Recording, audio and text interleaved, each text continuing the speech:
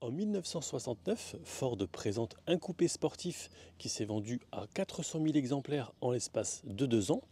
Côté production, la Capri a été produite à 1 800 000 exemplaires entre 1969 et 1986 sur 3 générations.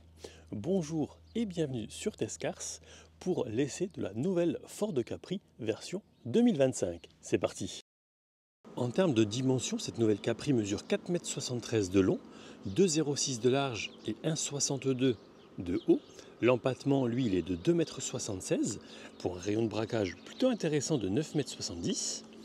La garde au sol est de 187 mm. Cette Capri pèse 2 tonnes 100. Il vous sera également possible, si vous le souhaitez, de tracter jusqu'à 750 kg en remorque non freinée et 1 tonne 2 en remorque freinée. On peut même mettre jusqu'à 75 kg sur le toit. Alors on va repartir sur la face avant pour parler du design plus en détail. Alors vous le voyez, évidemment il y a la marque inscrite ici, intégrée au sein d'un bandeau noir qui rejoint les feux. Une caméra pour un système à 360 degrés, l'inscription au sein de la carrosserie du modèle. En partie basse, vous avez un bas de caisse noir laqué qui intègre capteur, radar. Et puis, vous le voyez ici, vous avez une ouverture pour optimiser le flux d'air et donc la consommation naturellement. Des optiques à LED avec les feux de route adaptatifs.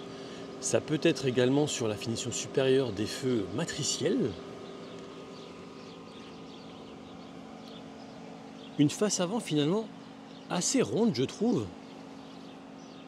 Assez galbée. Il n'y a pas d'arête, c'est pas tranché nettement.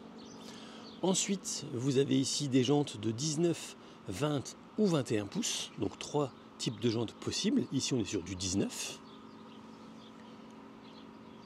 On poursuit avec des rétroviseurs rabattables électriquement, chauffants, qui intègrent également une caméra ici. Vous avez naturellement l'alerte d'angle mort intégrée au sein des rétroviseurs. On poursuit avec un encadrement noir des portières. Ici, les piliers angle black, le vitrage arrière surteinté naturellement. Et puis, vous le voyez, c'est vraiment, je trouve encore une fois, très galbé à l'arrière, c'est très joli, c'est pas tranché très nettement, sauf évidemment cette partie, mais c'est logique. Une lunette arrière, comme vous pouvez le voir, très inclinée. On verra ce que ça donne après à l'intérieur au niveau de la rétrovision. Et puis derrière, de nouveau, la marque, le modèle qui cette fois-ci est intégré à l'intérieur, en blanc. Et puis de nouveau, les optiques à LED à l'arrière. En partie basse, vous avez les capteurs, naturellement. Il y a également la présence d'une caméra juste ici, qui peut d'ailleurs être nettoyée, ça c'est très pratique. Et puis, le haillon est électrique. On parlera un tout petit peu plus tard du volume de chargement. Pour l'heure, on passe à l'habitacle. À commencer par cette portière avec, vous le voyez ici, du plastique moussé. Ce que j'aime beaucoup, juste en dessous, c'est que ça apporte une petite touche de lumière. C'est pas plus mal. Avec la sécurité enfant, les rétros rabattables et des givrants. Vous avez que 2 vitres, 2 commandes de vitres. Pour ouvrir celle à l'arrière, il faudra d'abord cliquer sur Rear, donc arrière en anglais, et puis ouvrir soit celle arrière droite, soit celle arrière gauche. Bon, au niveau ergonomie, je trouve que c'est 0, c'est un peu comme dans l'Explorer, mais soit. D'ailleurs, l'habitacle est peu ou prou le même que dans l'Explorer. La commande du haillon électrique, naturellement l'ouverture de la portière. Ce qui est bien, c'est qu'ici, vous avez quand même une excellente préhension de la portière. En partie basse, vous avez un premier rangement, un second qui est assez vaste. Alors, je vais essayer de mettre ma main au fond, voilà. Là, j'ai ma main au fond, et si je la bascule, vous voyez un petit peu, voilà. Il y a quand même pas mal de place. Naturellement, du plastique dur en bas, ça c'est tout à fait normal. Une petite partie du système audio qui peut, en option, être signé Bang & Olufsen. Donc forcément, pour celui ou celle d'entre vous qui est mélomane, je vous conseille cette version qui sera bien plus qualitative. Bon, ici c'est, je veux dire, standard. Il y aura d'ailleurs 10 haut-parleurs. Ensuite, j'aimerais vous parler des sièges qui sont électriques, chauffants. Vous avez également le réglage lombaire. Vous pourrez avoir 2 profils de conducteurs. Et regardez ces sièges. Alors, au niveau esthétique, je trouve pas que ce soit extraordinaire, mais bon, les goûts et les couleurs ne se discutent pas. Par contre, le maintien latéral, il est génial. Et alors, ici, les appuis-têtes sont extrêmement moelleux. Vraiment, c'est un régal. Qui dit voiture électrique dit boîte automatique, donc que de pédales. Ici, vous avez la trappe, la commande pour ouvrir le capot. Et d'ailleurs, on va aller voir tout de suite, puisque là, vous n'avez pas de frunk, donc vous n'avez pas d'espace de chargement à l'avant, mais un capot qui n'est pas sur vérin, avec différents fluides naturellement. Alors, cette version d'essai, c'est une version propulsion de 286 chevaux et 545 Nm de couple, avec une batterie de 77 kWh, NMC, donc nickel, manganèse, cobalt, qui propose une autonomie jusqu'à 627 km. Alors, sachez que la batterie, elle est garantie 8 ans ou 160 000 km. La Capri, elle est garantie 2 ans, et ce sera également 2 ans pour les intervalles d'entretien. Il y a la possibilité d'avoir la charge rapide. D'ailleurs, je ne vous ai pas montré la prise de charge à 135 kW de 10 à 80%, donc en 28 minutes, pardon. Voilà, cette prise de charge. L'accélération sur cette version de 0 à 100 s'effectue en 6 secondes 4 pour une Vmax, une vitesse maximale de 180 km/h. Et la Capri, sachez qu'elle existe également en intégrale, donc en transmission 4x4, 340 chevaux avec toujours la même technologie de batterie qui propose jusqu'à 592 km d'autonomie. Et dans ce cas, la charge rapide sera à 185 kW, ce qui permet donc concrètement un 10 à 80% en 26 minutes et une accélération de 0 à 100 en 5 secondes 3. Allez, on retourne au sein de l'habitacle avec ici des commandes liées au feu. Alors évidemment, l'intérieur vous rappellera peut-être un peu Volkswagen, c'est tout à fait logique. Quand vous appuyez ici, vous aurez le produit et un coup d'essuie-glace qui sera fait. Ici, ce sera également pour les essuie-glaces, sans forcément mettre de produit, et puis naturellement les clignotants. Le volant, il est chauffant également sur 3 niveaux. D'ailleurs, on va s'installer à bord pour parler un petit peu de celui-ci. Alors, on ferme la portière, voilà. Je vais me reculer au maximum. Alors, on va parler de l'écran dans un instant, mais tout d'abord, j'aimerais vous parler des commandes du volant. Alors, vous avez ici les commandes liées au régulateur de vitesse adaptatif, avec également le centrage dans la voie, le volume. Alors, justement là il y a la radio, donc on va arrêter la radio. Si vous appuyez sur cette commande, fermer la portière conducteur est quand même mieux, voilà. Je disais donc, si vous appuyez sur cette commande, à 3 reprises, vous aurez 3 menus différents. Le centrage dans la voie, ensuite le régulateur de vitesse adaptatif, et enfin le limiteur de vitesse qui est à droite, voilà, juste ici. Alors, sonorité des clignotants, ça va. Sur la partie droite, vous avez la commande vocale, l'accès à différents menus, le volant chauffant, donc sur 3 niveaux, 2 niveaux et 1 niveau, décidément, si j'active en plus sans le vouloir la radio. Et c'est justement l'une des choses aussi que je n'aime pas beaucoup sur cette voiture, en tout cas sur ce volant, le retour, c'est-à-dire la sensation, j'aime pas du tout, mais bon, ça c'est propre à chacun. Et ici, vous avez également la possibilité d'afficher différentes informations en maintenant cette commande. Et puis, si vous allez à droite, vous aurez également l'accès notamment aux informations liées à l'ordinateur de bord. Bon là, on est à l'arrêt, donc forcément, il n'y a rien, c'est tout à fait normal.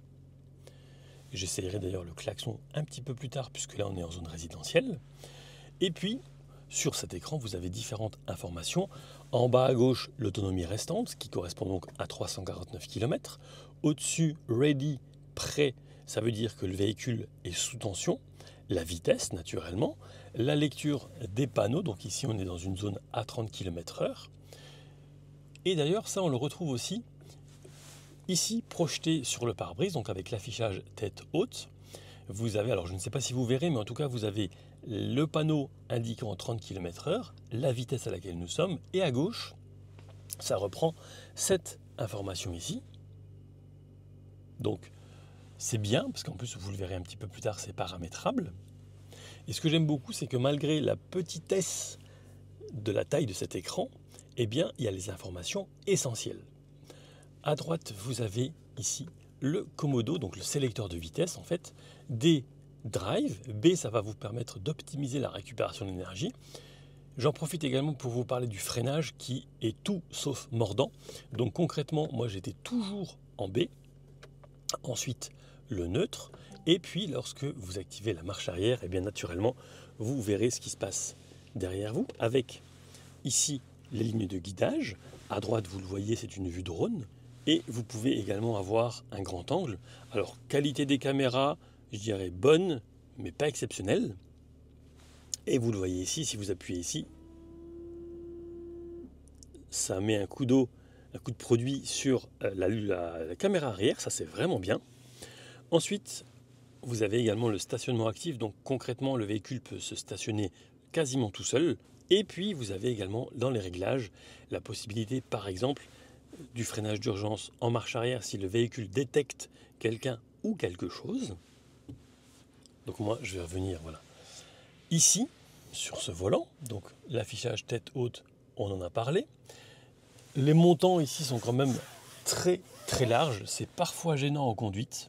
Ça m'est arrivé quelques fois de devoir me décaler pour vraiment bien voir s'il n'y avait personne qui arrivait.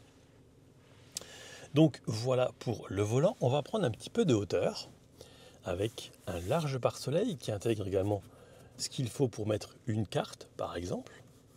Un très large miroir avec 2 lampes, ça c'est vraiment top.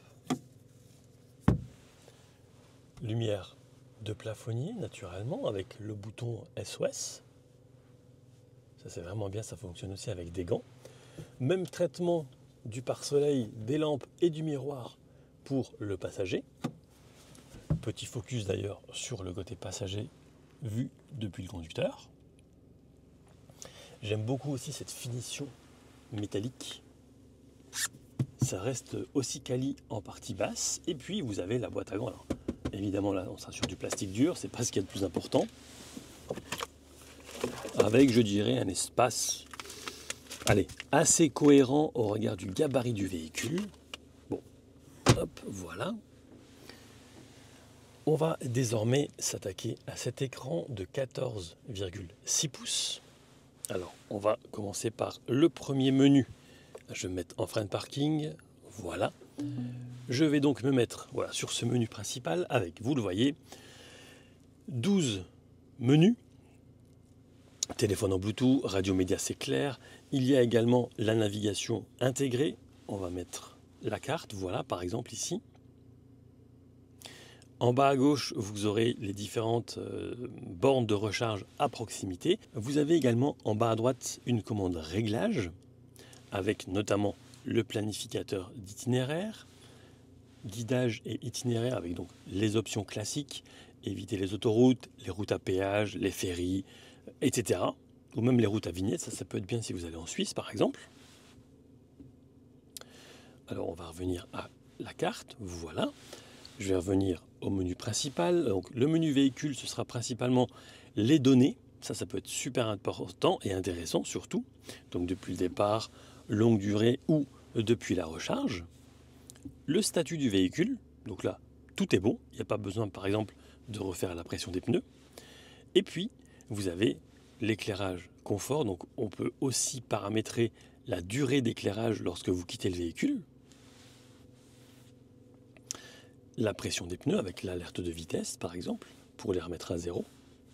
Je rappelle que la pression des pneus se fait principalement à froid.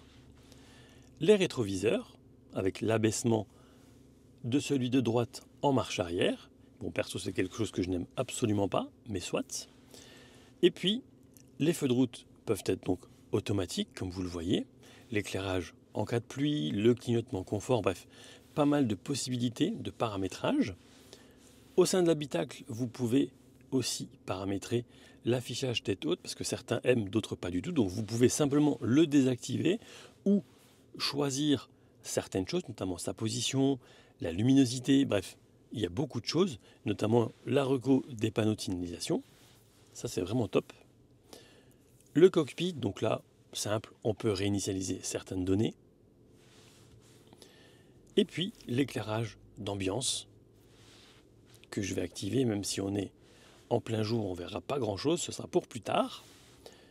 On va revenir ici avec donc les applications mobiles. Bon, typiquement, c'est compatible Apple CarPlay et Android Auto. Le stationnement, on l'a vu il y a un instant. Ensuite, la recharge. Donc là, vous pourrez par exemple faire en sorte que la recharge ne dépasse pas 80%. On peut aussi optimiser cette recharge avec notamment le préconditionnement de la batterie. Les lieux comme borne de recharge, donc là si vous êtes sur un endroit que vous ne connaissez pas et que vous souhaitez y retourner pour vous recharger. Et puis les réglages, donc typiquement Battery Care Mode, ça va permettre d'optimiser la durée de vie de la batterie. Le planificateur, on l'a vu, on peut aussi réduire le courant ou déverrouiller automatiquement. Là par contre, il manque un E, Monsieur Ford. Voilà, ensuite, le conditionnement, donc là on sera sur le préconditionnement de l'habitacle. Lorsqu'on clique sur départ, on peut paramétrer ce préconditionnement. Et puis, voilà, lancer le conditionnement au déverrouillage du véhicule, ça c'est assez classique, assez simple. L'assistance du conducteur, en fait là vous aurez deux possibilités. Soit une scène en 3D et donc vous choisissez par exemple le système d'aide au maintien dans la voie, ou alors vous avez la liste qui est moins visuel, mais plus rapide d'accès, avec notamment voilà, le régulateur de vitesse qui réagit au tracé du trajet ou à la vitesse autorisée. Ça, c'est extrêmement bien, surtout qu'on puisse le désactiver. Alors, je vais revenir ici, voilà. La recharge, on l'a vu il y a un instant. Conditionnement à l'assistant, on l'a vu. Bon, les réglages du véhicule, somme toute, assez classiques. Ça, je ne vais pas rentrer dans le détail, c'est pas ce qui est le plus important. Les profils de conduite, donc là vous aurez 3 profils de conduite, je dirais, classiques. Un quatrième individuel, donc là vous allez pouvoir gérer et paramétrer certaines choses, notamment le comportement du véhicule, la direction sur 2 niveaux, les modes de conduite en fait, donc éco, normal ou sport, la réactivité de l'accélération, le régulateur de vitesse adaptatif et même la climatisation. Vous aurez en plus, sur la version traction, un autre mode de conduite qui s'appellera simplement traction, mais donc qui sera, comme je vous le disais il y a un instant, disponible uniquement sur la version à 4 roues motrices. Ensuite, la tonalité, donc là ce sera les réglages du son, avec par exemple le focus fait au centre du véhicule, les différents volumes, donc radio, le volume maximal à la mise en marche du véhicule, et vous aurez encore différents réglages, par exemple le son des boutons. Moi j'ai tout désactivé, c'est beaucoup plus sympa. Et vous aurez encore 6 autres menus, notamment la connectivité, l'assistant Ford, le manuel.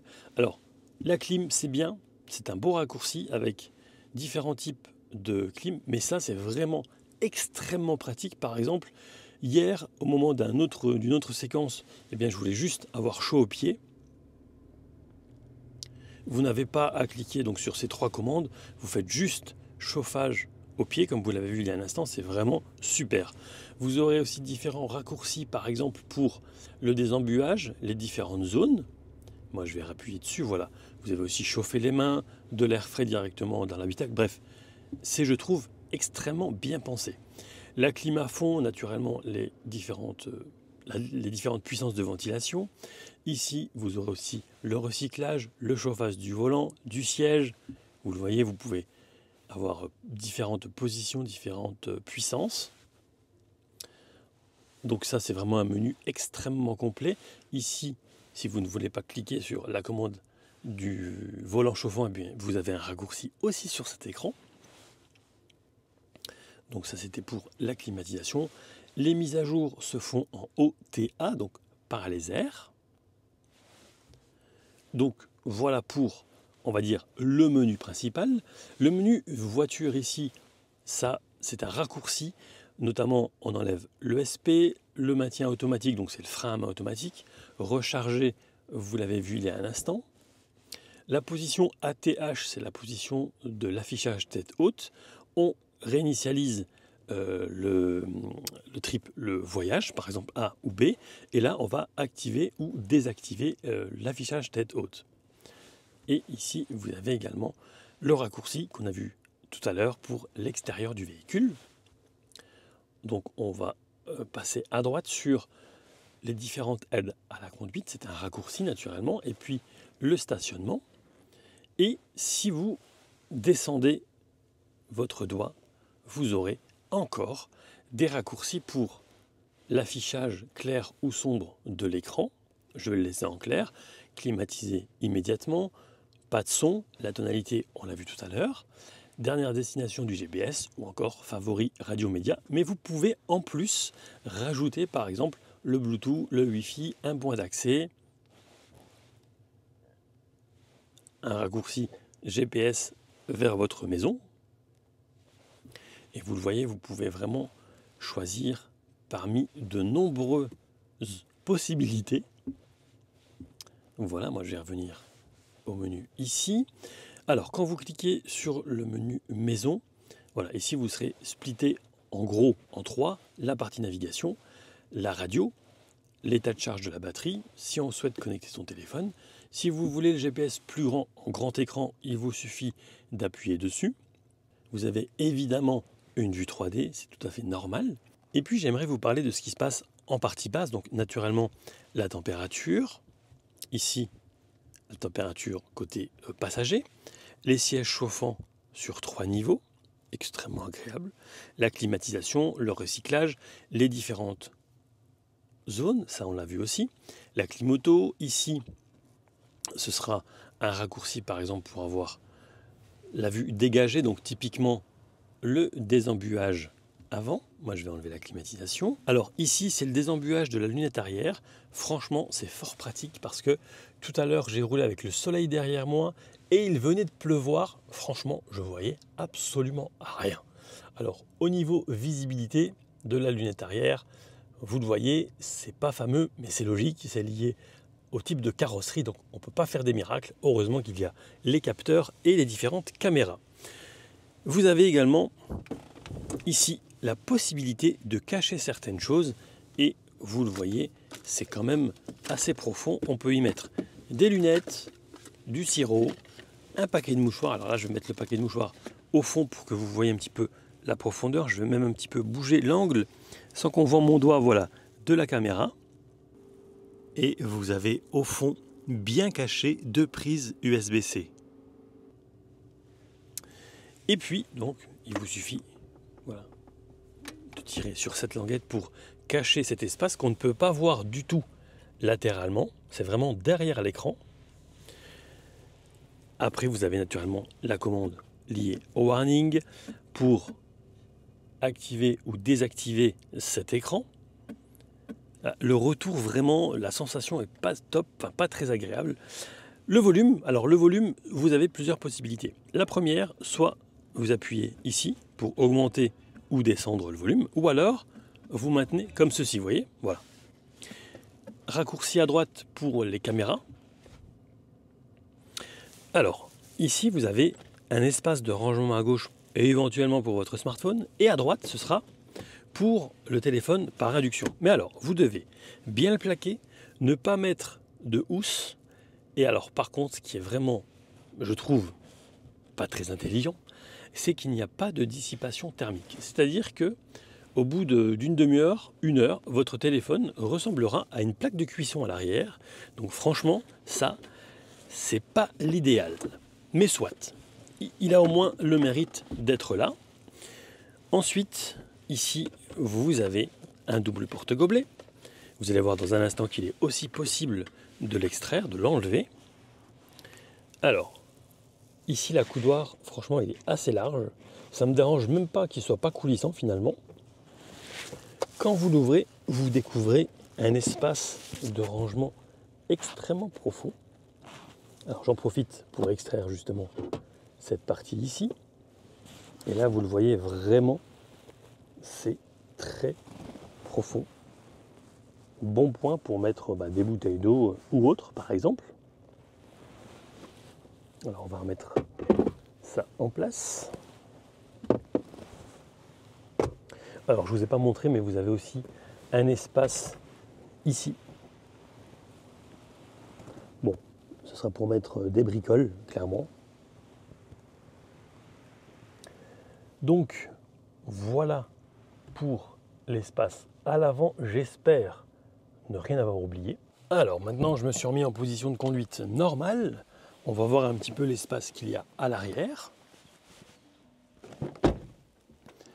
Alors, la portière reprend évidemment la même architecture, disons la même couleur qu'à l'avant, avec en partie basse des rangements, une bonne préhension ici. La commande de la vitre fait un peu cheap, mais soit. Ce qui est bien ici, c'est que vous avez un plancher totalement plat, poche aumônière. Ici c'est plein, donc on va voir ce que ça donne au niveau visibilité. Les sièges sont compatibles Isofix aux extrémités. Vous avez comme à l'avant des appuis-têtes extrêmement confortables. Je m'installe. Alors, vous le voyez ici, vous avez deux prises USB-C, de la ventilation en dessous. On ferme la portière. Alors voilà ce que je vois. Donc finalement, ça va parce que c'est pas non plus jusqu'en haut. On se décale un petit peu. Alors au niveau de la place des jambes, c'est vraiment impeccable. Je peux vraiment bien glisser mes pieds en dessous. Donc vraiment, c'est rien à dire, c'est impeccable. Voilà, de nouveau. Au niveau de la tête, même chose.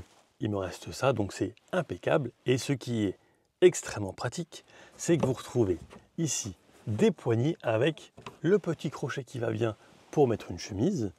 C'est évidemment la même chose de l'autre côté, avec également une LED tactile, deux LED même tactiles, même chose de mon côté naturellement.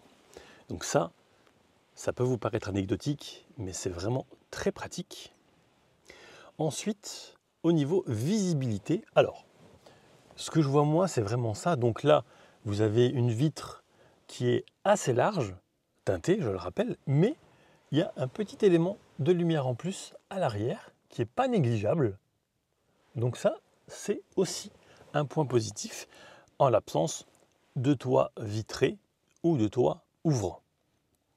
Ensuite, toujours à l'arrière, vous avez ici un accoudoir plutôt large, je trouve, ça c'est bien. Donc évidemment, double porte-gobelet, vous pourrez même mettre un petit truc encore au milieu. Et le côté pratique, c'est ça. C'est l'ouverture ici pour accéder directement au coffre ou surtout pour mettre par exemple un élément assez long qui ne rentrerait pas si par exemple vous êtes à 4 au sein de la voiture, au sein de l'habitacle. Et je vous propose justement maintenant qu'on passe au volume du coffre. Alors je vous l'ai dit tout à l'heure au début, le haillon est électrique.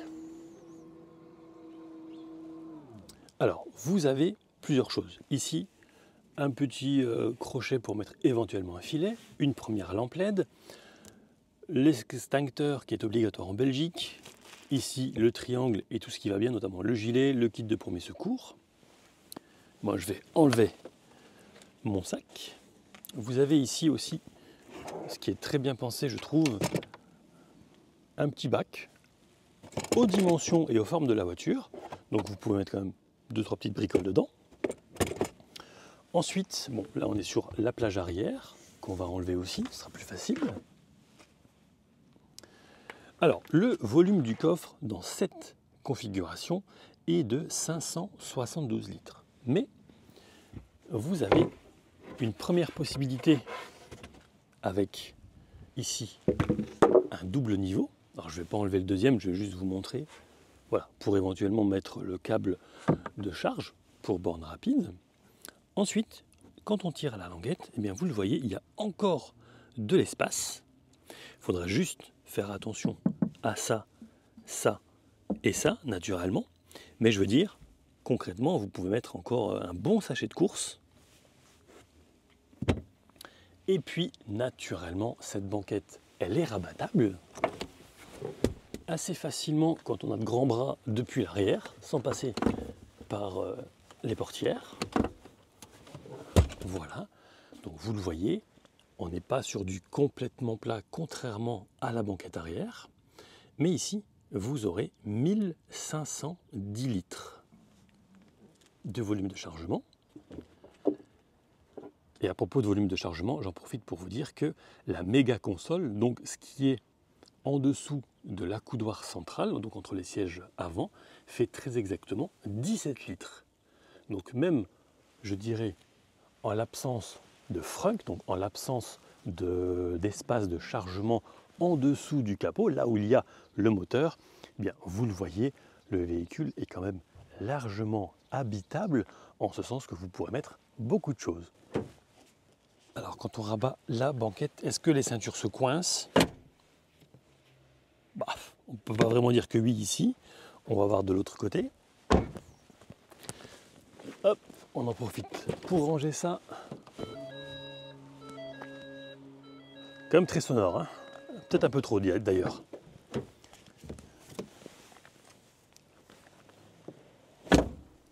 Ah, ça passe, c'est pas coincé derrière, c'est un bon point.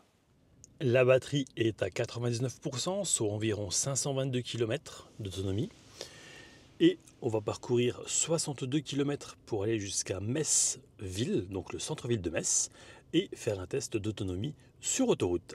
Parmi les différentes aides à la conduite, il y a notamment l'alerte d'angle mort, l'avertisseur de voie, l'alerte de trafic transverse à l'arrière, l'alerte d'attention du conducteur, naturellement les capteurs avant-arrière avec également les caméras, le régulateur de vitesse adaptatif sur 5 niveaux avec également la fonction Stop and Go, l'alerte de franchissement de ligne, l'aide au maintien dans la voie, le freinage automatique d'urgence avec naturellement la détection des véhicules mais aussi des piétons et des cyclistes, la reconnaissance des panneaux qui est perfectible et enfin l'alerte à la conduite en contresens et ça par expérience ça peut être extrêmement pratique bien que marginal mais enfin si ça peut éviter des accidents mortels c'est pas plus mal. Me voici désormais arrivé à Metz Centre, rue Haute-Seille, pour ceux qui connaissent. 52 minutes de temps de parcours, une vitesse moyenne de 71 km/h, pour une consommation de 13,5 kWh au 100. Il y avait pas mal de travaux sur le parcours. La batterie est à 88%. Et pour que ce soit peut-être un peu plus représentatif, plutôt que de retourner vers le Luxembourg, je vais pousser jusqu'à Nancy Centre. Et pour arriver jusqu'à Nancy, vous le voyez en bas à gauche, avec le système Apple CarPlay naturellement qui est d'ailleurs sans fil, j'en ai pour 57 km. On va tester un petit peu le centrage et le maintien dans la voie surtout. Sur une 3 voies, c'est vraiment l'idéal pour tester ce genre de choses. Là, il détecte et me dit « Veuillez conduire au milieu de la voie ». Moi, je vais mettre le clignotant à droite sans toucher le volant. Bon, il faut quand même que je reprenne la main ici. On va voir un petit peu ce que ça fait sans toucher au volant pendant plusieurs secondes. Donc là, la correction de la trajectoire est effective une première fois.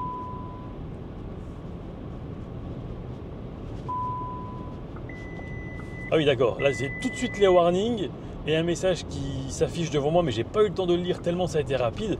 Ça c'est une excellente chose, c'est vraiment très très rapide, mention très bien. Sur autoroute A110, on est entre 63 et 64 décibels. Et nous voici désormais arrivés à Nancy. Me voici désormais place Stanislas à Nancy. Vous le voyez, là on est à 120 km au total, 71 km/h vitesse moyenne et 15 kWh au 100 et il reste 75% de batterie, soit 390 km. Et maintenant, eh bien, chemin identique, ou presque, en sens inverse. Allez, on se retrouve au Luxembourg pour une recharge. Et on est donc parti pour 122 km. La conduite sur pavé n'est pas désagréable, malgré quelques vibrations côté gauche, du côté de la portière, à 30 à l'heure. J'ai connu pire. Me voici désormais arrivé à la station Total de Pompierre, qui concrètement se situe au sud du Luxembourg. Alors, bien que je pourrais avoir des données, comme vous l'avez vu avant, sur l'écran devant moi, je peux aussi y accéder via cet écran. Alors, véhicule, données, voilà.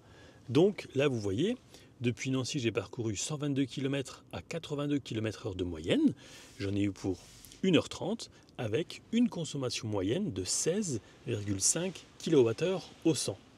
On n'est quand même pas tout près de ce qu'annonce le constructeur, à savoir 13,8 kWh au 100. Il reste donc 48% de batterie et on va aller la recharger donc à 200 kW max, puisque la plateforme du véhicule, elle, est de 400 volts.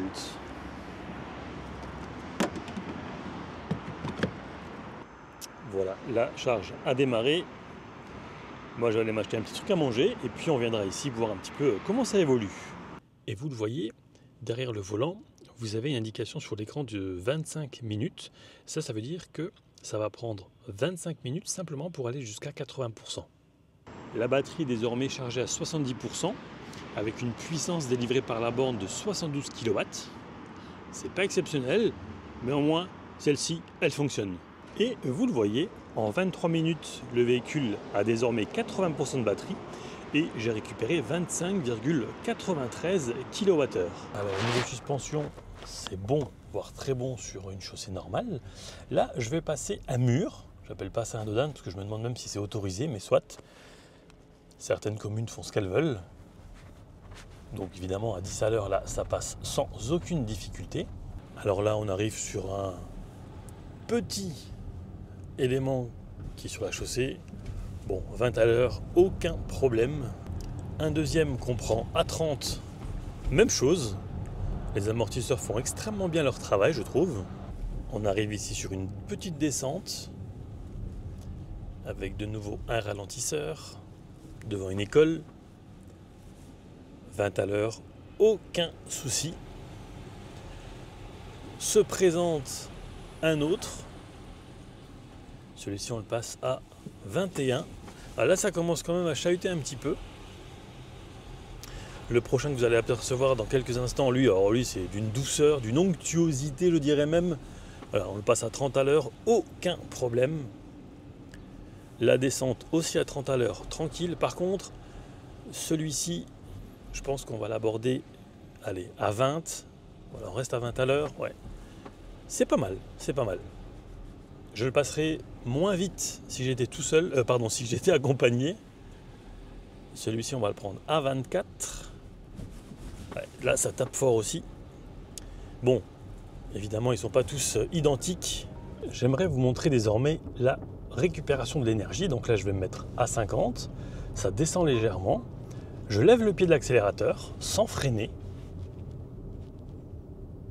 Et regardez, ça décélère plutôt fort. Donc ça, c'est vraiment ce qui va remplacer les palettes. Ça ne va pas jusqu'à l'arrêt complet. Allez, on remet un petit peu de gaz. Je vais me remettre à 50. Voilà. Et le petit bruit que vous entendez, c'est parce que je dépasse la limitation de vitesse. Et je relâche le pied de l'accélérateur. Ah, c'est vraiment très très efficace. Beaucoup plus que le D, naturellement. C'est fait pour, d'ailleurs. Je n'ai pas réussi à descendre en dessous de 6 km/h. Donc là, forcément, on appuie sur le frein pour mettre le véhicule à l'arrêt complet. Allez, on est parti en mode sport, un 0 à 80. Et puis, bon, je pense que je dépasserai un tout petit peu les 80. Je stabilise et je pile. C'est parti. Voilà, 83. On se remet à 80 et je pile. Sur une chaussée humide, c'est plutôt pas mal et les warnings se mettent naturellement en action. Alors, je vous ai parlé il y a un instant du freinage, mais Par contre, la sensation à la pédale, j'ai l'impression vraiment que c'est très spongieux. Il faut vraiment appuyer assez fort. La course en fait est assez longue de la pédale jusqu'à l'arrêt complet. Ce qui fait que concrètement, eh bien, je suis resté en B lors de cet essai parce que le D vraiment ça ne freine pas beaucoup. Et en plus comme la course de la pédale est longue, franchement c'était pas optimal. Le rayon de braquage en ville est vraiment très intéressant. Petite accélération de 70 à 130, c'est parti. 120 et 130. Il faut savoir que le 0 à 100 est expédié en 6 secondes 4 sur cette version d'essai. Alors, je vais vous faire écouter le klaxon avant de passer à la conclusion. Pas certain qu'il soit très dissuasif, mais en tout cas, on l'entend. Alors cette Capri, elle démarre à 47 455 € en TVA belge, donc TVA à 21%. Qu'est-ce que j'en ai pensé? Bon, évidemment, reprendre un nom, reprendre le nom d'une icône de la marque est toujours un pari compliqué. Est-ce qu'elle a vraiment à voir avec celle qu'elle remplace? Est-ce qu'elle la remplace déjà? Clairement pas. On n'est pas du tout sur la même philosophie de véhicule. Alors le Revival, ça va 5 minutes. Hein. Si je prends par exemple le Ford Explorer, le dernier que j'ai essayé et son prédécesseur n'avaient strictement rien à voir, à part peut-être le nom. Ensuite, ce que j'ai bien aimé sur cette voiture, c'est globalement son confort, avec 2-3 petits accessoires chauffants, mais surtout un excellent maintien au niveau du siège, des suspensions qui font bien leur travail, et une insonorisation qui n'est pas trop mauvaise. Ensuite, il y a quelques petites choses sympas à l'intérieur. Par exemple, sous la coudoir centrale, vous avez énormément de place. A contrario, et juste à côté, vous avez un chargeur par induction qui n'est pas ventilé, pas refroidi. Donc, comme je vous le disais tout à l'heure, le téléphone chauffe assez rapidement. Téléphone qui ne devra pas être dans sa housse de protection. Bon, ça, c'est du détail. À l'arrière, vous avez de la place. Il y a aussi un grand coffre avec une banquette rabattable, encore de la place en dessous, à défaut d'avoir un frunk. La conduite en elle-même, c'est sympa. C'est pas transcendant, attention, mais je veux dire, la direction est précise. Il y a pléthore d'aides à la conduite pour vous faciliter le quotidien, voire même les longs trajets.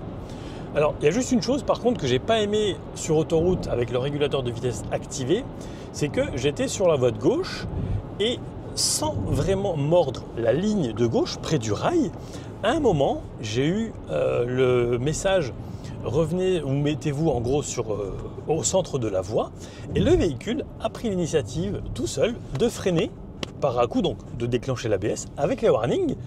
C'est vraiment très pratique, surtout quand vous êtes en train de dépasser quelqu'un.